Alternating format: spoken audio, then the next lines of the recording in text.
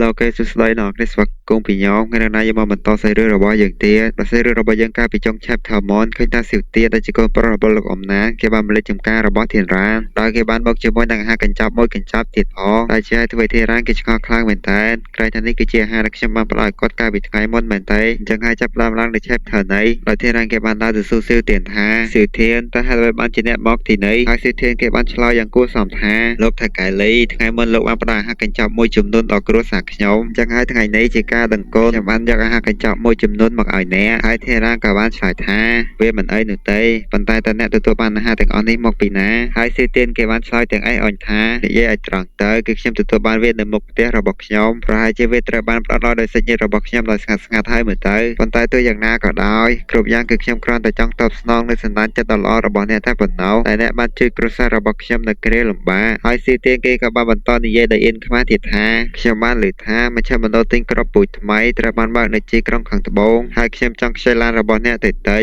ហើយធារានគេក៏បានឆ្លើយថាមិនអីទេអ្នកអាចខ្ចីវាបានរីឯស៊ីទៀនគេបានបន្តនិយាយដោយអៀនខ្មាស់ទៀតថា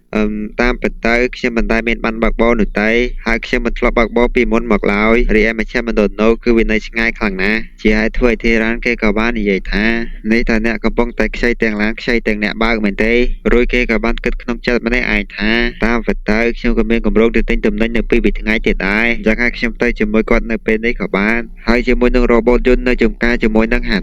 ត្រឹមការឈ្លានពានតូចតាចមិនមានអ្វីជាការព្រួយបារម្ភឡើយបន្ទាប់ពីកិច្ចរួចហើយធារានគេក៏បាននិយាយថាមិនអីនោះទេសរុបមកដោយសារតែយើងជាអ្នកស្គាល់គ្នាប៉ុន្តែខ្ញុំត្រូវត្រឡប់មកវិញមុនពេលថ្ងៃត្រង់ដើម្បីចម្អិនម្ហូបឲ្យហានអញ្ចឹងហើយអ្នកចាំនៅទីនេះសិនហើយខ្ញុំទៅយកឡានចេញមកសិនហើយនៅពេលដែលធារានគេរៀបចេញមកធារានគេបានផ្ដាំហានថាឯងនៅផ្ទះនឹងហើយបើសិនជាមាននរណាហើយបើកទ្វារកុំបើកទ្វារឲ្យសោះបងប្រុសនឹងឆាប់ត្រឡប់មកវិញហើយនៅពេលដែលបងប្រុសនិងបងប្រុសស៊ឺទៀនត្រឡប់មកវិញបងប្រុសនឹងទិញស្ករគ្រាប់មកផ្ញើដែលជាហេតុធ្វើឲ្យហាននាងក៏បាននិយាយថាតើគឺជាបងប្រុសស៊ឺទៀនមែនទេហានចង់និយាយជម្រាបសួរគាត់សិនដែលជាធ្វើឲ្យធារានគេក៏បានច្បិចថ្ពាល់នាងហើយនិយាយថាតើឯងកំពុងតែគិតអីឯងមិនអាចបង្ហាញឆ្កែយន្តសៀវបាយនៅមុខអ្នកដទៃឡើយចំណែកឯហាននាងក៏បាននិយាយថារឿងនេះខ្ញុំច្បាស់ជាដឹងហើយខ្ញុំមានអាយុច្រើនឆ្នាំហើយខ្ញុំមិនមែនជាកូនក្មេងទៀតទេហើយដោយសារតែនាងនិយាយបែបនេះទៅហើយធារានក៏បានអនុញ្ញាតឲ្យនាងទៅជួបលោកពូធានរបស់នាងតែម្ដងទៅហើយបន្ទាប់ពីនាងជម្រាបសួរលោកពូធានរបស់នាងហើយធារានគេក៏បាននិយាយទៅកាន់នាងថា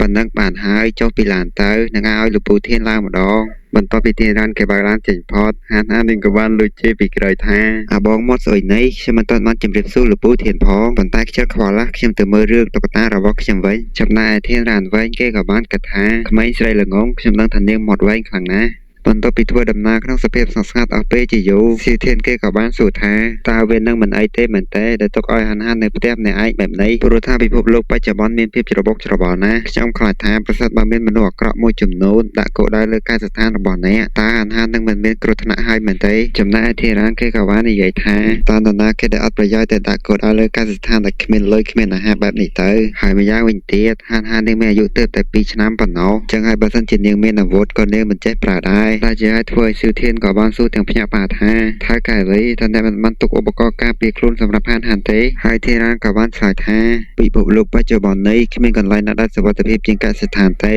ប៉ុន្តែកុំបារម្ភអីព្រោះខ្ញុំបានបំពាក់ឧបករណ៍ឆក់នៅទ្វារកសិដ្ឋានហើយដូច្នេះគ្មាននរណាម្នាក់អាចចូលបានទេហើយស៊ឺធានគេក៏បាននិយាយថា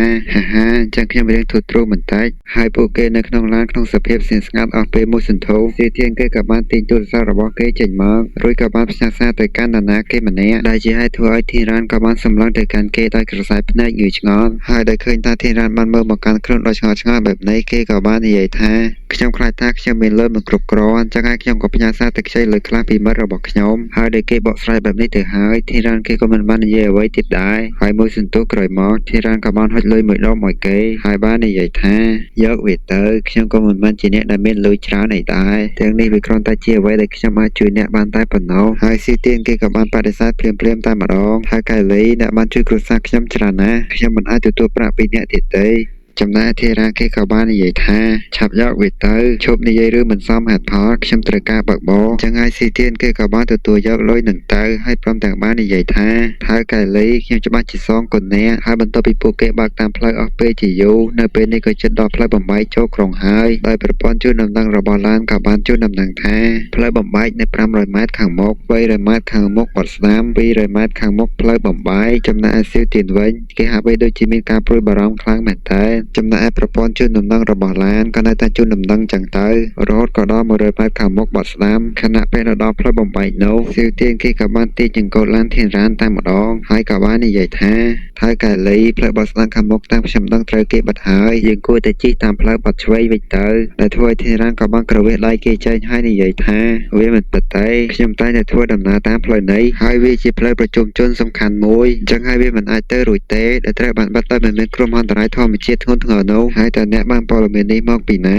ហើយស៊ីវទៀនក៏បានឆ្លើយទាំងតាក់ថាមិត្តភក្តិម្នាក់របស់ខ្ញុំបានប្រាប់ហើយធានរ៉ានក៏បានកំហុសទៅគេវិញថាតើមិត្តមួយណាដែលធ្វើឲ្យស៊ីវទៀនគេក៏បាននិយាយថាខ្ញុំមិនដាច់ចិត្តធ្វើបាបអ្នកទេអញ្ចឹងហើយលោកប្រូលីឈប់ស៊ូទៅឆាប់ទៅតាមផ្លូវមួយនេះទៅមុនហួសពេលអញ្ចឹងហើយសូមលោកជឿជាក់លើខ្ញុំម្ដងនេះផងចុះហើយដែលគេនិយាយបែបនេះទៅហើយធានរ៉ានក៏បានបត់ឆ្វេងតាមគេទៅហើយក្រឡេកទៅមើលបរិម្នាក់ដែលកំពុងតែអង្គុយមើល GPS កំណត់ទីតាំងរបស់គេភ្លាមនោះគេក៏បានដល់ទៅលើអេក្រង់ដោយការខឹងសម្បាដោយព្រមទាំងនិយាយថាចង្រៃយោរឿងនេះវាពិតជាកើតឡើងមែនហើយកូនចៅរបស់គេក៏បានសួរថាលោកបងណានតើយើងគួរធ្វើអ្វីឥឡូវនេះហើយលោកបងគេនឹងក៏បាននិយាយថាសំណាងហើយដែលយើងមករៀបចំទុកជាមុនរួចគេក៏បានតាក់ទងទៅគ្នាផ្សេងទៀតរបស់គេតែម្ដងក៏ដៅកំពុងតែទៅរកអ្នកហើយត្រូវតែបញ្ឈប់ពួកគេលោកលៀងបានផ្ដាំថាត្រូវតែចាប់ពួកគេទាំងរស់រួចគេក៏បានបញ្ជាកូនចៅរបស់គេជាពីរក្រុមតែម្ដងដែលឲ្យមកក្រុមនៅស្ទាក់ពីខាងមុខហើយមកក្រុមទៀតដេញតាមពីខាងក្រោយហើយគេក៏បន្តនិយាយដោយក្រអឺតក្រទមថា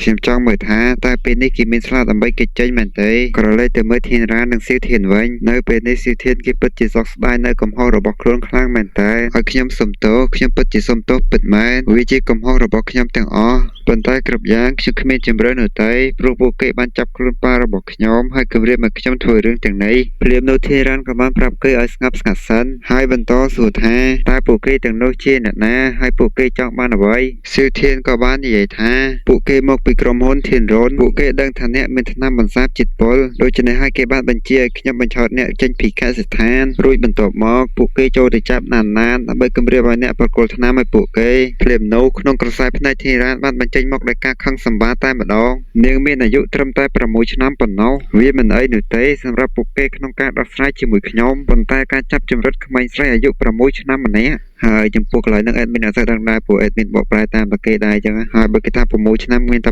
6ឆ្នាំដែរទៅព្រោះមុនហ្នឹងអេដមីនបកប្រែទៅថានាងមានអាយុត្រឹមតែ2ឆ្នាំទេតែមកឥឡូវអាយុ6ឆ្នាំវិញវាអត់ដឹងថាគេច្រឡំឬក៏អេដមីនច្រឡំឯកន្លែងហ្នឹងចំណែកឯស៊ីវធានវិញដែលគេបានត្រឹមតែនិយាយថាខ្ញុំសូមទោសខ្ញុំពិតជាសូមទោសពិតមែនខ្ញុំពិតជាគ្មានជំរឿននោះទេសំខាន់ជាងនេះទៀតឥឡូវនេះពួកគេកំពុងតាមចាប់ជើងហើយចំណែកឯធានរ៉ានក៏បានកំហុសឲ្យគេបិទមាត់តែម្ដងហើយក៏បន្តនិយាយថាអញ្ចឹងមុននេះអ្វីដែលឯងសួរខ្ញុំគឺឯងគ្រាន់តែចង់ដឹងអំពីប្រព័ន្ធសុវត្ថិភាពកសិដ្ឋានដើម្បីរាយការណ៍ទៅកាន់ពួកគេហើយការផ្ញើសារមុននេះជាការផ្ដល់ព័ត៌មានឲ្យពួកគេទាំងអស់នោះមែនទេចំណែកឯស៊ីធានគេក៏និយាយថាខ្ញុំសូមទោសខ្ញុំគ្រាន់តែបានផ្ដល់ថ្នាំដល់ពួកគេតែប៉ុណ្ណោះប៉ុន្តែពួកគេមានគ្នាច្រើនដូច្នេះហើយខ្ញុំមិនអាចធ្វើអ្វីបានទេឯធានរ៉ានគេក៏បាននិយាយថាខ្ញុំមិនចង់សម្លាប់អ្នកទាំងអស់គ្នាទេប៉ុន្តែអ្នកហ៊ានធ្វើបែបនេះចំពោះហានខ្ញុំមិនអាចលើកលែងបានឡើយដោយពេលនេះកំហឹងរបស់ធានរ៉ានបានឡើងទៅដល់ចំណុចកំពូលហើយរួចគេក៏បន្តនិយាយដោយការខឹងសម្បាទៀតថាទោះជាយ៉ាងណាក៏ដោយក៏គ្មាននរណាម្នាក់មានឱកាសរស់រានចេញពីកសិដ្ឋានខ្ញុំឡើយបាទហើយមុននឹងបន្តការសម្រាប់សេរីរបស់យើងទៀត admin ក៏សូមទីគ្នាយើងបន្តិចបើសិនជាគ្នាយើងទស្សនាវីដេអូមកដល់ពេលនេះហើយមិនទាន់មកជួយចុច like ឬចុច subscribe នេះទេសូមកុំភ្លេចចុចឲ្យ admin ម្នាក់មួយផងហើយបើសិនជាអាចនៅ comment ម្នាក់មួយផងនិយាយទៅ comment អីក៏បានដែរឲ្យតែ comment ដោយ comment ជា sticker បេះដូងឬក៏ sticker emoji អីក៏បានដែរឲ្យតែគ្នាយើង comment ព្រោះថាការ comment គឺជាការ like របស់អ្នកទាំងអស់គ្នាឲ្យច្រើនទៅនៅ YouTube នឹងជួយរុញវីដេអូ admin ឲ្យមានអ្នកមើលកាន់តែច្រើនហើយ admin ក៏សូមអរគុណទុកជាមុនសម្រាប់ការ support របស់អ្នកទាំងអស់គ្នាគ្រប់យ៉ាងបាទមានតែប៉ុណ្្នឹងទេ ហើយសេរីរបស់យើងក៏បានបង្ហាញនៅពេលដែលសិទ្ធានគេបានញ៉ាំការ៉ុតបន្សាបជាតិពុលរបស់ធានរ៉ានបន្ទាប់ពីបានញ៉ាំហើយឃើញថាជាតិពុលនៅក្នុងខ្លួនរបស់គេគឺត្រូវបានបន្សាបអស់តែម្ដងដែលនៅពេលនេះគេដូចជាមនុស្សធម្មតាអញ្ចឹងដែលជាហេតុធ្វើឲ្យលោកអ៊ំណានក៏ពិតជាសប្បាយចិត្តខ្លាំងមែនតើហើយលោកអ៊ំណានក៏បានសួរថាកូនល្ងងតែឯងបានញ៉ាំអ្វីទៅបានជាឯងខ្លាចទៅជាបែបនេះហើយសិទ្ធានគេក៏បានឆ្លើយថាដោយសារតែខ្ញុំឃ្លានខ្លាំងពេកដោយមិនប្រយ័ត្នខ្ញុំក៏បានញ៉ាំចំផ្លែប៉ោមដែលមានជាតិពុលហើយលោកអ៊ំណានក៏បាននិយាយថាចាប់ពីពេលនេះទៅឯងមិនគួរញ៉ាំអ្វីប្រេះផ្ដាស់ទៀតឡើយទោះយ៉ាងណាក៏ដោយពុកបានខ្ចីអាហារមួយចំនួនពីអ្នកជិតខាងរបស់យើងមិនត្រឹមតែប៉ុណ្ណោះយើងទទួលបានស្បង់អាហារវេទមន្តទៀតដែលសន្លប់អាចឲ្យយើងបន្តជីវិតបានហើយកូនគឺជាមនុស្សដែលសំណាងបំផុតដែលអាចរស់រានមានជីវិតបន្ទាប់ពីញ៉ាំផ្លែឈើដែលមានជាតិពុលដែលមានមនុស្សច្រើនណាស់ដែលបានស្លាប់ដោយសារការបរិភោគអាហារដែលមានជាតិពុលប៉ុន្តែកូនបែរជាអាចរស់រានមានជីវិតអញ្ចឹងហើយយើងគួរតែគោរពដល់ភ្នូរដូនតារបស់យើងនៅពេលក្រោយដើម្បីថ្លែងអំណរគុណដល់ពួកគាត់ដែលបានជួយពួកយើងចំណែកឯសិទ្ធានគេក៏បានគិតក្នុងចិត្តម្នាក់ឯងថាបើសិនជាព្រះមានពិតប្រាកដក្នុងពិភពលោកនោះគាត់មិនគួរអនុញ្ញាតឲ្យមានគ្រោះមហន្តរាយបែបនេះនៅលើពិភពលោកឡើយរឿងនេះច្បាស់ជាត្រូវបានផ្ដល់ឲ្យយើងដោយនរណាម្នាក់តែគ្រាន់តែថាគេមិនចង់បង្ហាញអត្តសញ្ញាណតែប៉ុណ្ណោះហើយព្រាមនោះសិទ្ធានគេក៏ស្រាប់តែនឹកឃើញតែម្ដងដោយគេក៏បានក្រោកឡើងហើយនិយាយថាវាត្រឹមត្រូវហើយរួចគេក៏បានស្ទុះចេញទៅទាំងកណ្ដាលយប់តែម្ដងដែលជាធ្វើឲ្យលោកអ៊ំណានក៏ឆ្ងល់ខ្លាំងមែនតើកូនល្ងងតែឯងកំពុងតែទៅណាដោយសិទ្ធានគេក៏បានទៅគួតទ្វារបរិមម្នាក់ដែលជាអ្នកជិតខាងរបស់គេហើយបន្ទាប់ពីបរិមម្នាក់នោះចេញមកគេពិតជាខឹងខ្លាំងមែនតើដោយមានអ្នកមកគួតទ្វារផ្ទះគេទាំងយប់បែបនេះហើយសិទ្ធានគេក៏បាននិយាយទៅកាន់បរិមម្នាក់នោះថាលោកបងមេវដែលសតផ្ទះរបស់ខ្ញុំត្រូវបានចាប់ប្លន់អញ្ចឹងហើយខ្ញុំគ្រាន់តែចង់ឆែកមើលវីដេអូកាមេរ៉ាសុវត្ថិភាពពីផ្ទះរបស់បងតែប៉ុណ្ណោះហើយបរិមម្នាក់នោះក៏បាននិយាយថាអញ្ចឹងប្រញាប់មកព្រោះពេលនេះជាម៉ោងគេរបស់ខ្ញុំហើយគេក៏បានប្រាប់សិទ្ធានម្ដងទៀតថាកាមេរ៉ានេះគឺអាចចាប់បានតែសកម្មភាពតាមដងផ្លូវតែប៉ុណ្ណោះហើយបន្ទាប់ពីសិទ្ធានគេធ្វើការឆែកមើលអស់ជាង80ម៉ោងគេក៏បានប្រទះឃើញឡានមួយហើយបន្ទាប់ពីគេពិនិត្យមើលស្លាកលេខឡាននោះគេក៏បានដឹងថាឡាននោះគឺជាឡានរបស់ធានរ៉ានហើយបន្ទាប់ពីសិទ្ធានគេត្រឡប់មកផ្ទះវិញលោកអ៊ំណានក៏បានសួរថាតើបាញ់ឯងទៅណាហើយសិទ្ធានគេក៏បាននិយាយថាបាទតាមពិតទៅខ្ញុំដឹងហើយថាអ្នកណាដែលបានជួយសង្គ្រោះជីវិតខ្ញុំគាត់គឺជាលោកថាកាលីខ្ញុំទៅតែបានឆែកមើលកាមេរ៉ាសុវត្ថិភាពពីផ្ទះអ្នកជិតខាងរបស់យើងហើយខ្ញុំបានរកឃើញថានៅរយៈម៉ោងនោះគឺមានឡានមួយហើយឡាននោះគឺជាឡានរបស់លោកប្រូលីនឹងឯងបន្ទាប់ពីបានលើហើយលោកអ៊ំណានក៏ពិតជារំភើបខ្លាំងមែនតើតែគឺជាថកែលីមែនទេគាត់គឺជាមនុស្សល្អខ្លាំងណាស់គាត់មិនត្រឹមតែផ្ដល់អាហារដល់យើងប៉ុណ្ណោះទេប៉ុន្តែគាត់បានជួយសង្គ្រោះជីវិតកូនទៀតភ្លាមនោះសិទ្ធានគេក៏បានស្ងៀមស្ងាត់បន្តិចហើយបន្ទាប់មកគេក៏បាននិយាយថាប៉ាបានឮឬអត់អំពីព័ត៌មានដែលក្រុមហ៊ុនធានរ៉ូនដែលបានផ្ដល់ប្រាក់យ៉ាងច្រើនដល់អ្នកទាំងអស់នោះបន្ទាប់ពីលោកអ៊ំណានគាត់បានឮហើយគាត់ពិតជាមានការខឹងសម្បារខ្លាំងមែនតើកូនចង្រៃតើឯងកំពុងតែគិតអីចំណែកឯសិទ្ធានគេក៏បានបន្តនិយាយទៀតថាខ្ញុំគ្រាន់តែព្យាយាមធ្វើឲ្យជីវិតពួកយើងបានរស់ស្រួលក្នុងពិភពលោកដ៏អាក្រក់នេះប៉ុណ្ណោះហើយចំពោះអាហារដ៏តិចតួចនោះនៅយូរបានប៉ុណ្ណាទៅហើយយើងនឹងត្រូវធ្វើបែបណាបន្ទាប់ពីវាអស់ហើយតើលោកប៉ានឹងរំពឹងថាថកែលីនឹងផ្ដល់អាហារដល់ពួកយើងបន្ថែមទៀតមែនទេបន្ទាប់ពីឮកូនគាត់និយាយបែបនេះលោកអ៊ំណានគាត់ពិតជាហួសចិត្តនឹងកូនគាត់ខ្លាំងមែនតើគាត់ក៏បានទះកូនគាត់មួយដៃតែម្ដងរួចគាត់ក៏បាននិយាយថាតើអ្នកចង់តបស្នងនៅសេចក្តីសប្បុរសធម៌របស់គាត់ដោយទាំងធ្វើគួរឲ្យសោកខ្ពើមនេះមែនទេមិនគួរណាយើងបង្កើតបានកូនសត្វសាហាវដូចជាឯងនេះសោះកុំឲ្យថាយើងមិនបានប្រាប់បើសិនជាឯងហ៊ានទៅយើងនឹងបំបាក់ជើងរបស់ឯងតែម្ដងចំណែកឯសិទ្ធានគេក៏បានឆ្លើយតបវិញថ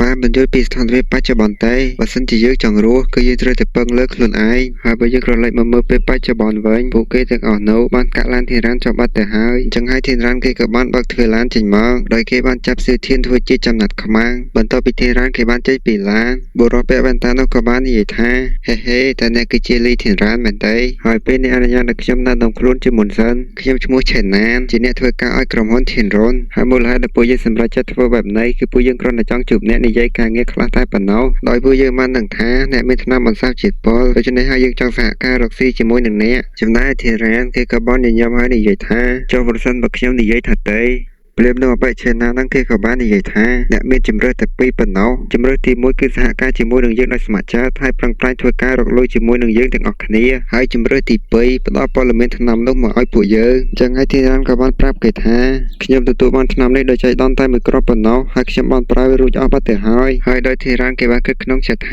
មនុស្សទាំងនេះមិនមានកំភ្លើងទេហើយសិទ្ធានលើមានប្រយោជន៍សម្រាប់ពួកគេទៀតហើយចំណែកអបិឆេណានឹងគេក៏បាននិយាយថាឈប់និយាយពាក្យមិនបានការមើលទៅឯងនេះមិនឃើញក្តាមម្ជូរមិនស្រក់ទឹកភ្នែកមែនរួចគេក៏បានខលទូរស័ព្ទទៅកាន់គ្នារបស់គេតែម្ដងរួចគេក៏បានសួរទៅកាន់កូនចៅគេថាតើពេលនេះបានទៅដល់កសិដ្ឋានហើយឬនៅរួចគេក៏បន្តនិយាយទៀតថាឆាប់ចូលទៅក្នុងកសិដ្ឋានឥឡូវនេះហើយចាប់ក្មេងស្រីតូចនោះឲ្យញ៉ាំផ្លែឈើពុលភ្លាមទៅ ដែលធ្វើឲ្យភ្លាមនោះធីរ៉ានគេបានផ្លាស់ប្ដូរទៅមុខភ្លាមៗតែម្ដងដែលបានបញ្ចេញចំហាយអ៊ូរ៉ាមកដែលធ្វើឲ្យអបិវ៉ែនតានឹងវារៀងភ័យបែកញើសបណ្ដាហើយរួចបន្ទាប់មកធីរ៉ានក៏បានសម្លឹងទៅអបិមួយនឹងហើយនិយាយថាឯងសំណាងហើយដែលមិនបានទៅកែស្ថានដោយផ្ទាល់ព្រោះថាបើឯងជួបយើងយ៉ាងហោចណាស់យើងអាចឲ្យឯងរស់រឿងយូរបន្តិចដែលធ្វើឲ្យអបិជាណានឹងវាក៏បាននិយាយថាឈប់និយាយពាក្យមិនសមហេតុផលបើសិនជាយល់ប្រាប់សារការជាមួយនឹងយើងអ្នកទាំងពីរជាមួយនឹងក្មេងស្រីនឹងនៅរស់ប៉ុន្តែមើលទៅអ្នកនៅពេលនេះដូចជាមិនចង់សហការសោះឬគេក៏បានបញ្ជាកូនចៅគេឲ្យទៅចាត់ការធានរ៉ានតែម្ដងឆាប់ទៅឆាប់ទៅកាត់អវយវៈរបស់គេភ្លាមទៅធ្វើម៉េចក៏ដោយឲ្យតែគេនៅរស់ហើយដោយមិនទាន់ដឹងថាទៅកាត់អវយវៈធានរ៉ានឬក៏ទៅឲ្យធានរ៉ានកាត់អវយវៈវិញទេព្រោះតែ chapter របស់យើងត្រូវបានបញ្ចប់ត្រឹមនេះបាត់ទៅហើយadmin ក៏សូមបញ្ចប់ chapter ត្រឹមនេះដូចគ្នាហើយជាចុងក្រោយនេះសូមវាផ្ដល់ប្រវត្តិរឿងទាំងអស់គ្នាណាគ្នាយើង